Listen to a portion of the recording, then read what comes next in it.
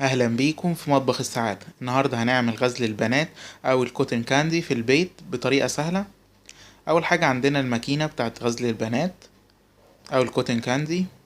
اول حاجة هنبتدي نشغلها لمدة 3 دقايق عشان الموتور يسخن، وبعد كده نطفيها وهنبتدي نحط السكر في الفتحة اللي في النص بالشكل ده، حوالي معلقتين سكر متوسطين، وكل مرة هنعمل واحدة هنحط برضو معلقتين سكر، وبعد كده هنشغلها ونسيبها حوالي دقيقتين. هتبتدي تطلع معانا خيط غزل البنات بالشكل ده.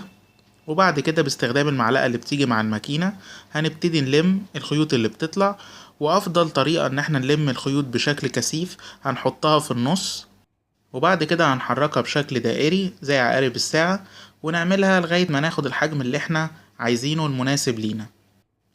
او ممكن نضيف الوان صحية على السكر ونعمل غزل بنات ملون، وممكن نعمل اشكال كتيرة بيها. اتمنى تكون الوصفة سهلة وعجبت حضراتكم، وان شاء الله تجربوها. بتمنى الفيديو يكون عجب حضراتكم، ولو عجبكم ما تنسوش لايك على الفيديو واشتراك في القناة، وممكن تتابعونا على مواقع التواصل موجودة أمام حضراتكم. وإلى اللقاء إن شاء الله في فيديوهات جديدة على مطبخ السعادة.